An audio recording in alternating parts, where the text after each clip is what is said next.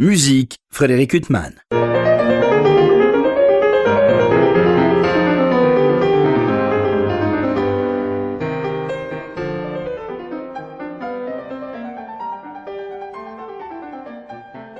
Bonsoir Frédéric Huttman au micro, j'ai le plaisir de vous retrouver pour une nouvelle interview et ce soir j'ai l'immense plaisir d'avoir trois invités. Mara Dobresco, bonsoir. Bonsoir. Géraldine Dutroncy, bonsoir. Bonsoir. Et Elissa Humanes, bonsoir. Bonsoir. Alors Elissa Humanes, vous êtes percussionniste, Géraldine Dutroncy et Mara Dobresco, pianiste, et vous êtes les trois quarts ce soir du Quatuor Face à Face, puisqu'il y a à vos côtés normalement Hélène Conlobotti qui est une autre percussionniste. Et alors je vous reçois à l'occasion de la parution d'un disque absolument merveilleux de votre Quatuor Face à Face, on va en parler de ce Quatuor, On the Other Side, premier disque édité par la Scala, cette salle parisienne qui revit depuis 3-4 ans. Et donc, premier disque de leur label avec un arrangement d'un Américain à Paris, une œuvre d'Alexandro Marqueas, Outside Rhythm, et les danses symphoniques de West Side Story de Leonard Bernstein, un sujet qui est largement d'actualité, mais vous n'avez pas attendu cette actualité de West Side Story, puisque ça fait longtemps que vous jouez déjà ces arrangements. Alors, ce Quatuor Face à Face, c'est la formation, en quelque sorte, je vais prendre une référence, bien sûr, que tout le monde connaît, c'est la sonate de Bartók pour deux pianos et percussions. Et ça a commencé comment, alors, ce Quatuor Face à Face, avec deux pianos et percussions? Alors, je ne sais pas qui désire répondre ou qui ne désire pas répondre, Mara. Eh bien, nous nous sommes rencontrés au Conservatoire national supérieur à Paris. D'ailleurs, avec Géraldine, on était dans la même classe du professeur Gérard Frémy. Et donc, on suivait les cours l'une de l'autre. Donc, c'est une longue histoire, une longue amitié. Et donc, je pense que par cette envie de jouer ce répertoire-là, aussi les pianistes de sortir un petit peu du répertoire solistique, voilà, nous avons rencontré Elissa et Hélène. Et on s'est proposé de jouer ce répertoire ensemble. Et ça a tout de suite fonctionné. Et voilà, on est encore là après des années à se trouver en répétition, à faire de la musique et à donner beaucoup de nous-mêmes dans cette énergie d'avoir des nouvelles créations, des nouveaux arrangements pour ce type de formation qui est assez rare quand même. Assez rare. Est-ce qu'il y a d'autres ensembles comme le vôtre? Vous en connaissez d'autres? Ou alors c'est vraiment une création ex nihilo? Parce que la sonate de Bartók, en général, toujours pour revenir à cette fameuse sonate, elle est jouée par deux pianistes qui ne sont pas forcément habitués à jouer ensemble, avec deux percussionnistes qui non plus forcément ne jouent pas ensemble, mais des formations qui traditionnellement sont comme la vôtre. Vous en connaissiez d'autres, Géraldine Dutroncy? Oui, effectivement, il y a quelques formations comme ça en Europe, en tout cas. Je ne saurais pas dire pour les États-Unis ou l'Amérique du Nord en général. C'est vrai que c'est une formation très particulière. Il y a à la fois le fait que les deux pianistes se connaissent très très bien et puissent vraiment très bien communiquer ensemble et que ça passe aussi avec les percussionnistes. C'est assez particulier. Ça demande aussi un contexte de répétition pas toujours très simple à mettre en œuvre. Donc ça explique certainement pourquoi il y en a pas beaucoup, mais à ma connaissance, il y a un ensemble en Suisse. C'était pas une interro surprise, voilà, mais c'était juste pour savoir Allemagne, si ça voilà, existait. mais il y en a très peu, voilà. Mais je dirais que c'est plus pour des projets ponctuels, je pense qu'ils travaillent. C'est pas des formations qui gardent dans les temps, mais pour des projets, oui, il y en a en Europe, oui, effectivement. Alors au niveau du répertoire, donc ce disque, c'est un répertoire, bon, bien sûr, avec les deux chefs-d'œuvre qui encadrent cette œuvre magnifique d'Alexandro Marqueas, donc un Américain à Paris de Gershwin et les danses symphoniques de Bernstein. Vous me disiez, Géraldine Dutroncy, hors micro, que cet arrangement avait été approuvé par Bernstein. Oui, effectivement, Peter Sadlo était un fantastique percussionniste et il a fait un arrangement très écrit des danses symphoniques de West Side et Bernstein avait dit que c'était une très belle transcription. Voilà, donc c'est celle qu'on joue effectivement. En revanche, celle d'un Américain à Paris, ça c'est vous Alors ça c'est complètement nous. On est parti quand même d'une petite base écrite pour deux pianos. Il faut le dire assez assez faible. D'ailleurs, elle n'est jamais jouée à deux pianos. De ce support-là, avec la partition d'orchestre, et un gros travail avec Elisa et Hélène aux percussions. Et puis, de notre part aussi, on a fait une nouvelle partition, une transcription. Alors là, c'est vraiment celle du Quatuor. Alors je vais vous poser une question absurde, Elisa Humanes, mais tant pis, je me lance, puisque vous êtes une des deux percussionnistes de l'ensemble. Bon, les deux pianos, c'est écrit pour les deux pianos, mais imaginons que vous ayez un concert et qu'au niveau des percussions, vous vous retrouviez avec des instruments qui ne sont pas ceux qui étaient ceux pour lesquels la musique avait été écrite. Vous arrivez à interpréter sur d'autres instruments percussifs la partition, ou vous improvisez tout de suite comme ça Dans les cas où on n'aurait pas les bons instruments. Oui, c'est ça, vous vous retrouvez dans un concert et les bons instruments ne sont pas arrivés. Bon, on pourrait tout à fait... on a toujours une petite force d'improvisation, bien sûr. Alors, en général, on s'assure avant. Et, et heureusement, nous, dans l'Équateur, grâce à la maison Bergeraud, on a toujours les bons instruments et des très bonnes qualités aussi. Donc la maison Bergeraud, c'est... La maison Bergeraud, oui, avec spécialement David.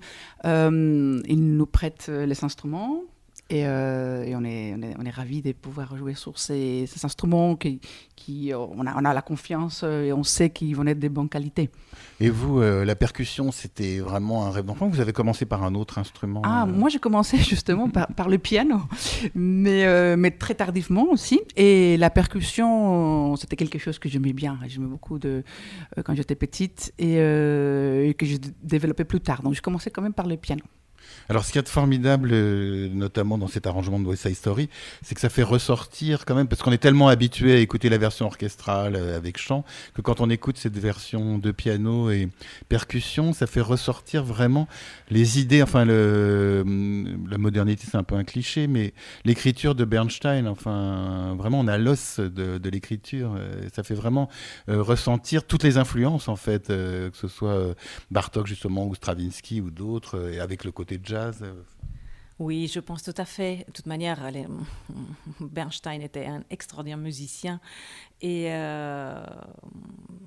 moi, en tout cas, je suis personnellement vraiment marquée par les émissions que j'entendais jeune enfant. Sincèrement, j'ai vu ça même dans la Roumanie. Vous aviez ça aussi en Roumanie? Oui. On a quand même, il y a eu quelques petites choses qui ont pu échapper et je me souviens avoir regardé à la télé les émissions dimanche matin. J'étais collée à la télé et je suivais ces émissions et je pense que ça a vraiment joué peut-être dans le choix de devenir musicienne. Donc, j'ai une admiration énorme pour Bernstein. D'ailleurs, petite parenthèse, dans une interview, quelqu'un m'a demandé si tu avais une baguette magique et tu pouvais rencontrer 3 personnes qui sont décédées, voilà, qui choisirais-tu? Et j'ai répondu tout simplement Mozart, Lipati et Bernstein. Donc voilà, pour vous dire à quel point j'aime beaucoup la personnalité de Bernstein. Donc effectivement, dans cet arrangement, je sais que dans le monde musical, des fois, on peut avoir un a priori sur les transcriptions, mais je trouve que au contraire, ça peut donner un autre regard, un autre point de vue sur une œuvre et justement, comme vous le dites si bien, découvrir peut-être des facettes qu'on n'a pas pu entendre dans la version orchestrale et qui là ressortent d'autant plus. Alors là, on parle de 3 œuvres. Il y en a une qui est écrite spécialement donc, pour votre ensemble de piano et percussion, cette œuvre d'Alexandre Marqueas, on va en parler. Mais il y a des œuvres comme ça que vous aimez toutes les 4 et que vous voulez jouer dans votre quatuor. Vous avez essayé de les transcrire et ça ne fonctionne pas du tout. Parce que là, on parle d'un répertoire qui est répertoire 20e siècle, mais vous avez essayé des transcriptions pour un répertoire plus classique, romantique, ça ne fonctionne pas. Effectivement, la limite de nos transcriptions va être celle de l'ensemble de percussions présents dans l'orchestre. C'est-à-dire que dès qu'on arrive dans de la musique plus classique, la fin du romantisme, ça pourrait quand même aller, mais l'utilisation des percussions est moindre.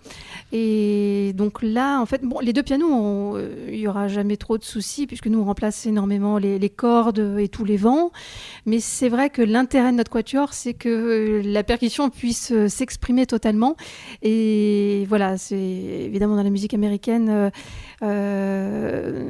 Bartók, tout ce qui est musique espagnole, sud-américaine, où l'utilisation des percussions est très importante, ça sera évidemment à notre avantage.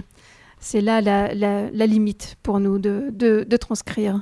Oui, mais alors je pense à un compositeur qui a été arrangé à toutes les sauces et pour qui ça marche, c'est un des rares, c'est quand même Jean-Sébastien Bach. Ça n'a jamais été envisagé parce que c'est un des rares compositeurs pour lesquels la transcription fonctionne. C'est-à-dire que même quand on entend un accordéoniste moyen dans le métro et qui joue du Bach, on trouve ça formidable. Alors qu'il ferait ça pour Chopin ou Beethoven. Oui, là, il y aurait évidemment l'idée des percus claviers et donc ça, effectivement, mais ça fera certainement l'objet d'un concert futur. Mais par gentillesse, vous acceptiez l'idée. Non, mais effectivement, alors on était sur aussi un projet Scarlatti avec du coup un ensemble de claviers, les 2 pianos et marimba, vibra, essentiellement marimba, vibra, voilà. Donc on resterait une famille de claviers cette fois-ci.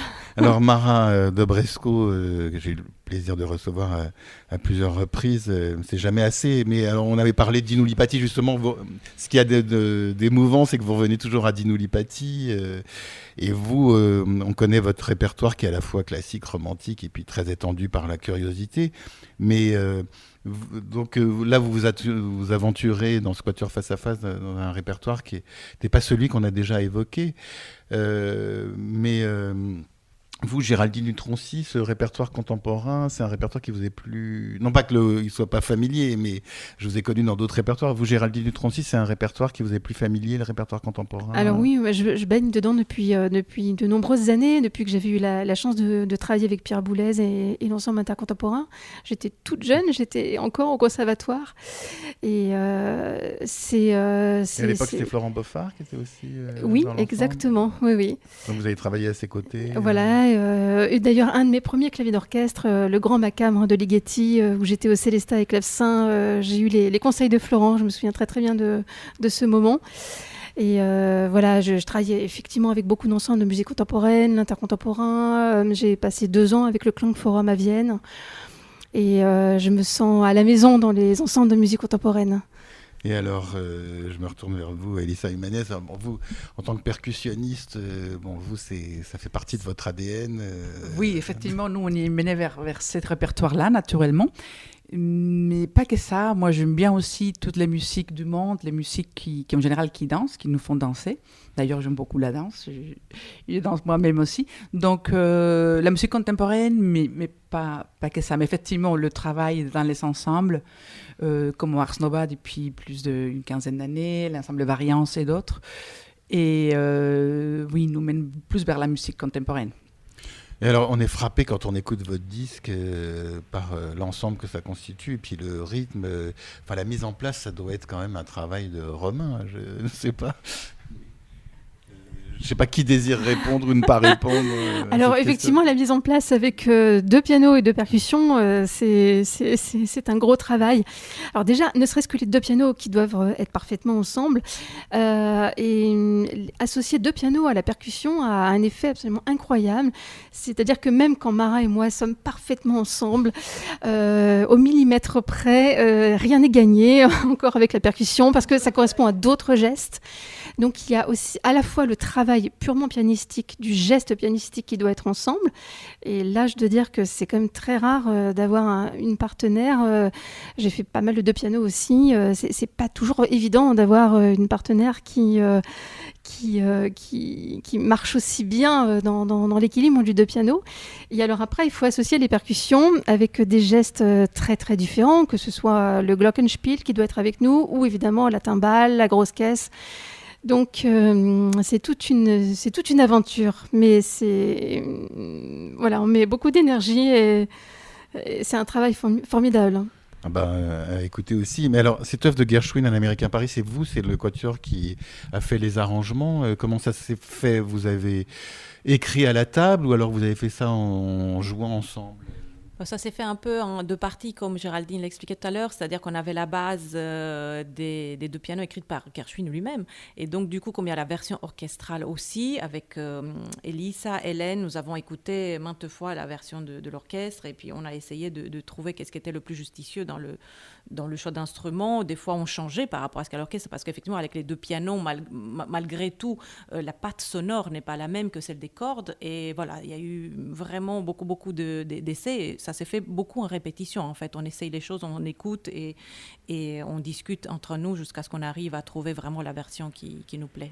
Mais on est frappé par la finesse des arrangements, c'est-à-dire que c'est jamais lourd, c'est toujours. Enfin, je veux pas vous faire rougir, de toute façon on s'en fiche, c'est la radio. Mais les arrangements sont époustouflants, c'est-à-dire que il y a toujours une lisibilité, une compréhension et un équilibre qui sont formidables. Ça doit être aussi un travail incroyable. Ce qu'on retrouve d'ailleurs dans l'œuvre de Alexandro Marqueas. Oui, c'est vrai que c'est un énorme travail et c'est en constant changement. C'est-à-dire que la version du CD est restée stable finalement, peu de concerts avant, parce qu'il nous est arrivé de nous dire cet appui là est un peu faible, pourquoi on ne rajouterait pas une timbale sur la base du piano. D'un seul coup, tout change. En fait, on associe un instrument, juste un geste de percussion à un accord de piano ou à un contretemps de piano et ça rayonne différemment.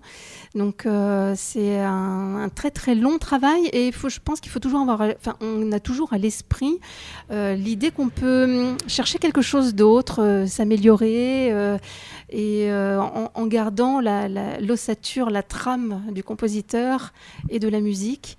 Et on peut rendre tout ça très très vivant en fait. Je ne veux pas dire que les possibilités sont à l'infini, mais pas loin. Alors je me tourne vers vous, Elisa Humanes. Est-ce qu'il y a d'autres instruments avec lesquels vous aimez jouer en duo, en trio, comme ça, en percussion, et autres que le piano, avec lesquels vous avez autant de plaisir Oui, donc toutes les percussions à peau, j'aime bien tout ce qui est rythmique. Après, bien sûr, les claviers aussi, il y a des pièces magnifiques. On a eu l'occasion de travailler avec Hélène, avec Hélène, qui est l'autre percussionniste de Quatuor. Et après, plein d'instruments aussi qu'on peut fabriquer, qu'on peut créer, qu'on peut inventer à partir des objets. J'aime beaucoup les pièces où on peut, disons, trafiquer les objets pour que ça devienne de nouveaux instruments aussi. Ça, on a eu l'occasion aussi de faire avec Hélène ou d'autres partenaires. Oui.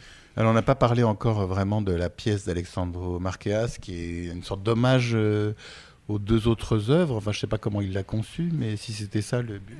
Oui, en fait, c'était une commande justement de la Scala pour le festival aux arts mains contemporains.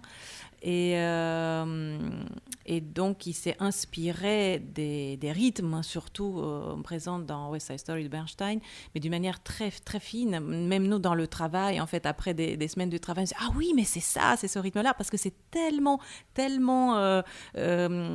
ça passe d'un instrument à l'autre. Des fois, c'est vraiment polyrythmique. Et effectivement, ce travail de bruitage, si je peux l'appeler ainsi, est formidable, parce qu'il crée tout un univers avec des bruits de sirènes, de klaxons, le bruit de la ville, c'est ça, c'est les bruits qu'on peut retrouver dans une ville. Et c'est vrai que nous, les pianistes, on n'a pas souvent l'occasion, beaucoup moins que les percussionnistes, de trafiquer un peu et de chercher le bon son, alors que à la fois, c'est pas vraiment un son, c'est plus un bruit, mais on cherche quand même que ce soit le plus adapté. Et Alexandre nous a beaucoup aidés dans les choix. Et c'est vrai que c'est virtuose aussi, parce qu'on, quelque part, pour manipuler un peu tous ces objets, le sifflet, le scotch qu'on doit coller, en fait, on sort un peu du timing musical et il faut l'intégrer à la fois.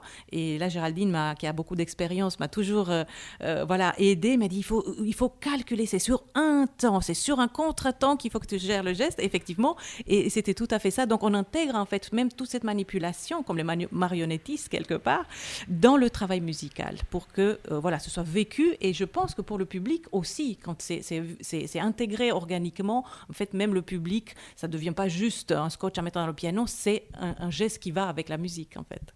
Mais alors là aussi, au risque de tomber dans le cliché, le piano aussi, c'est un instrument percussif. Et tout le but du pianiste, c'est d'éviter qu'on se rappelle justement ce côté percussif.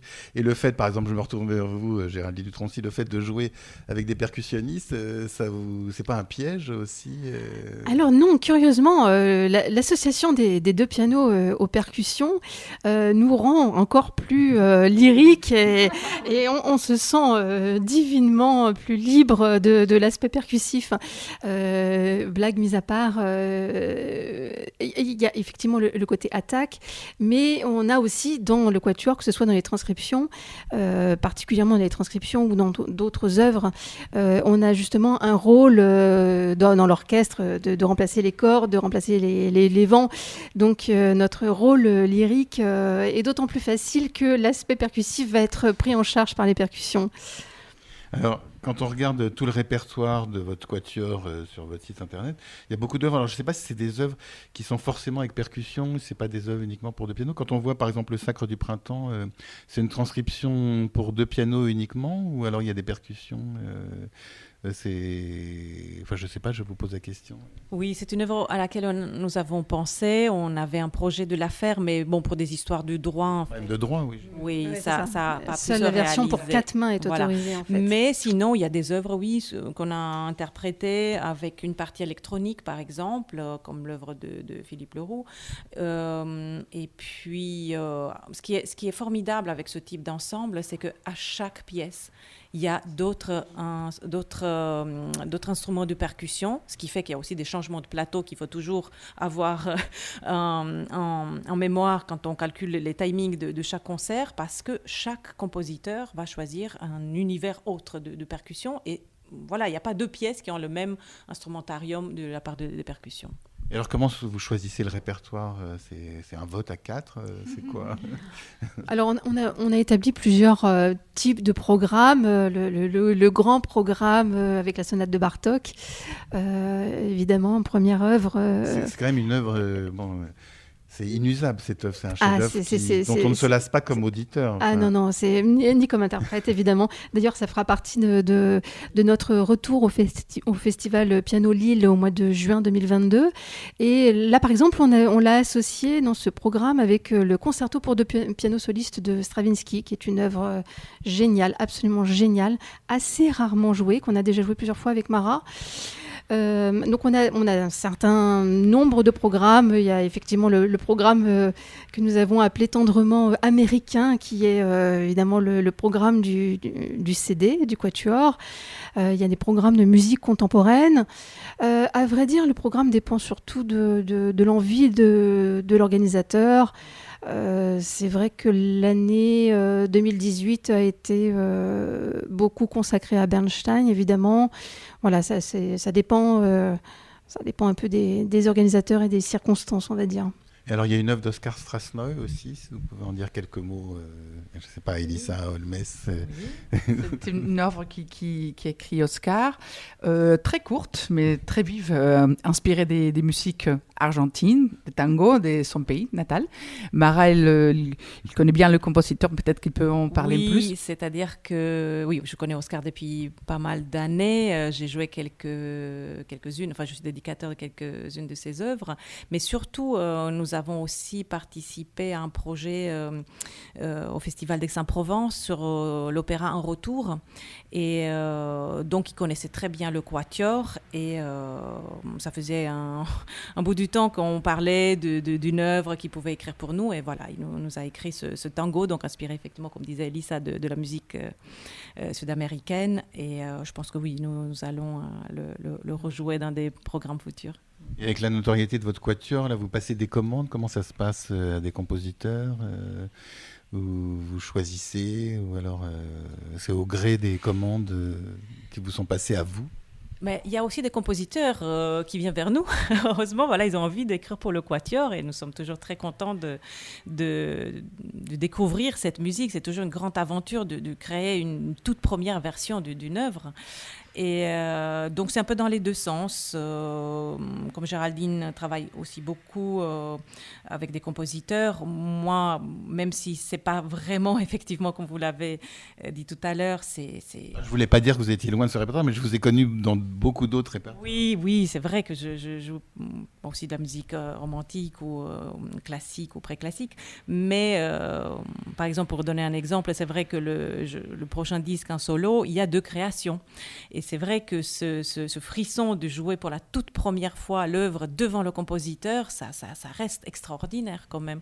Donc là, avec le quatuor, le travail avec Alexandre Marcas, voilà, c'était c'était vraiment une très très belle aventure et je pense que c'est un peu notre souhait à toutes les quatre, même s'il y a déjà un plutôt grand répertoire pour ce type de formation, de l'agrandir et puis de faire ce travail, que ce soit inspiré des œuvres comme là par exemple Bernstein ou Scarlatti. C'est vrai que c'est vraiment notre envie de faire des transcriptions et des nouvelles créations pour l'ensemble. Et le Scarlatti, ce serait écrit à 8 mains ou comment ça se... Alors oui, c'est déjà écrit par un compositeur qui s'appelle Arnaud Petit, que j'ai beaucoup joué, dont je joue presque toute la musique pour piano aussi, qui nous a fait une transcription fantastique pour 2 pianos, marimba et vibra. Et donc là, ça ferait l'objet de tout un concert autour des claviers, sachant qu'il y a aussi, alors on peut aller beaucoup plus loin dans la musique, l'Inéa de Berriot, qui est écrit pour cette formation, qu'on a déjà joué aussi, qui est une très très belle œuvre. Voilà, donc on avait l'envie de faire aussi un programme seulement 4 claviers. Enfin, seulement, ça fait déjà pas mal, mais... C'est-à-dire 4 claviers. Alors, les 2 pianos... voilà, seulement 2 instruments, c'est-à-dire un marimba et un vibra, un vibraphone. Et donc vous, Elissa Lemes, le marimba ou le vibraphone, c'est des instruments qui vous sont très très chers Oui, ce sont des instruments qu'on travaille aussi dans les cursus habituels du conservatoire, et ça fait partie des claviers de la percussion, c'est-à-dire le côté mélodique de la percussion. Et donc on a le marimba que j'aime beaucoup, c'est un instrument que j'adore, avec une sonorité très très chaleureuse, et le vibraphone qui s'est développé beaucoup avec la musique de jazz, mais qui les compositeurs actuels aiment toujours. Et donc voilà, cette œuvre-là, on a très envie de la travailler.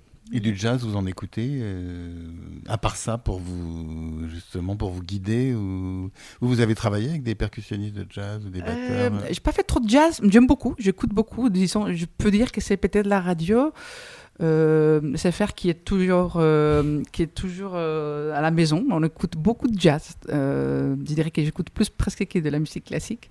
Mais parfois, ça m'est arrivé de faire des concerts en duo avec quelqu'un qui est plus jazzman. Moi, c'est pas trop mon cas. J'ai jamais vraiment étudié les jazz, mais j'aime beaucoup.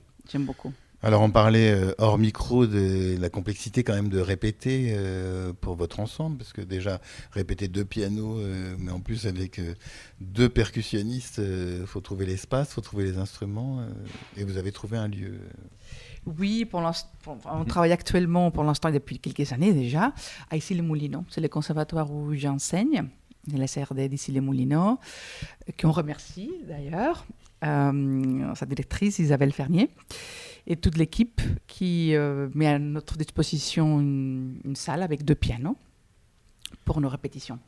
Alors ce disque du Quatuor Face à Face qui est paru pour le label La Scala, on les remerciera jamais assez, parce qu'en plus ils accompagnent l'enregistrement et ils accompagnent après pour des concerts.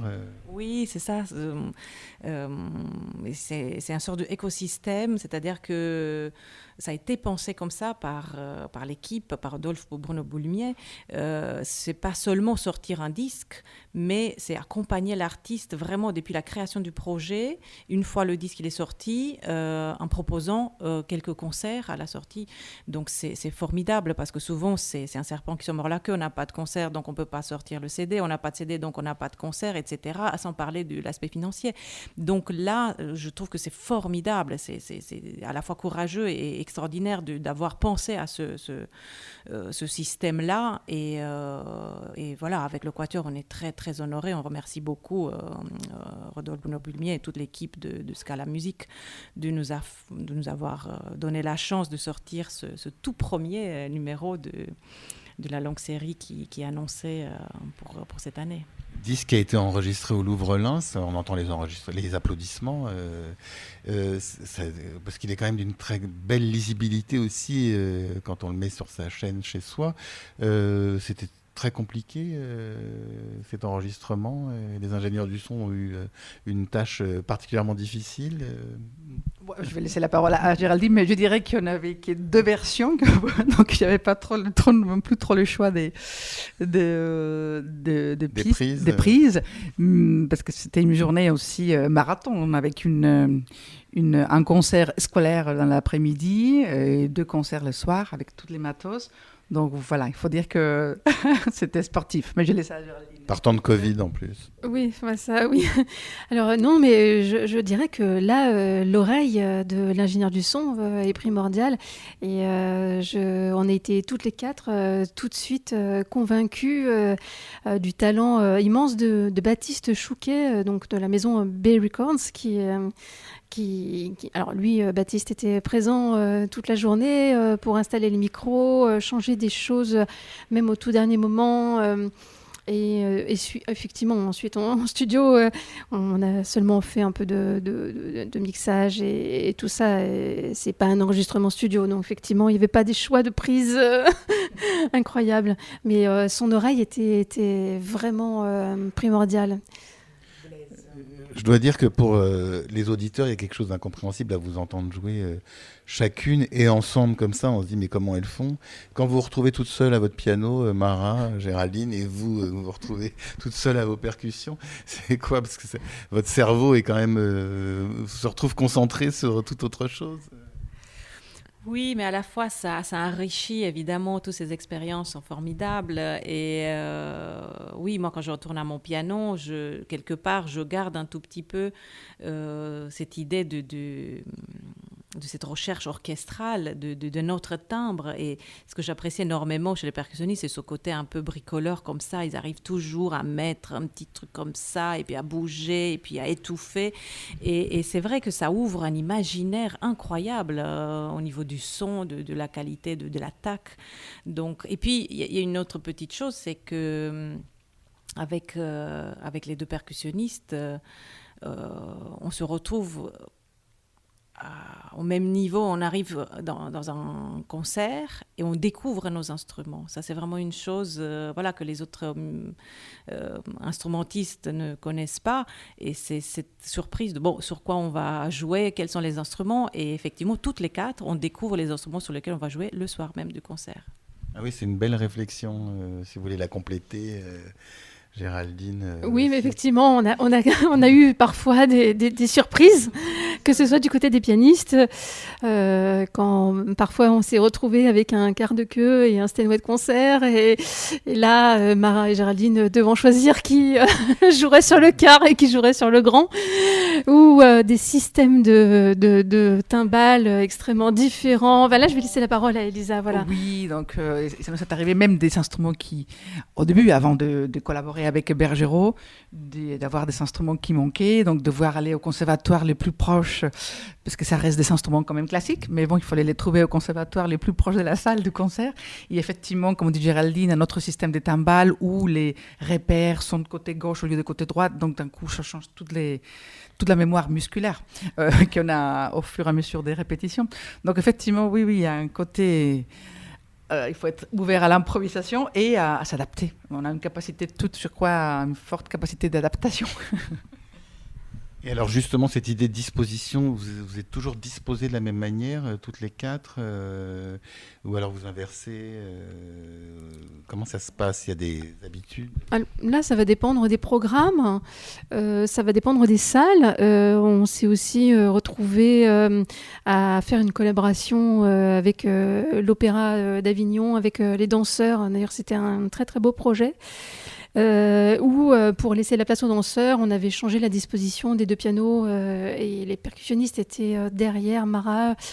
Ça va dépendre des salles, ça va dépendre des programmes et puis ça va dépendre des instruments aussi que vous pouvez avoir ou non, de la place du plateau. Disons qu'on est très flexible, très mobile. En tout cas, le résultat, il est magnifique. Je rappelle donc ce disque de votre quatuor Face à Face, dont les membres sont Mara Dobresco, Géraldine Dutroncy au piano, Hélène Conlobotti et Elisa Humanes aux percussions. Donc ce disque qui vient de paraître pour le label La Scala, on en espère beaucoup d'autres, avec Gershwin, un Américain à Paris, Alexandro Marqueas, Outside Rhythm, et Leonard Bernstein, bien sûr, ses danses de West Side Story. Eh bien, Mara Dobresco, il me reste à vous remercier infiniment d'avoir été mon invité. Merci à vous. Et Lisa Humanes également, merci beaucoup pour votre... Merci à vous. Et enfin, Géraldine Dutroncy, merci également grand merci. d'avoir été mon invité. Vous êtes aussi formidable à écouter parler qu'à écouter jouer. Merci, j'espère que c'est un peu moins difficile. Merci beaucoup.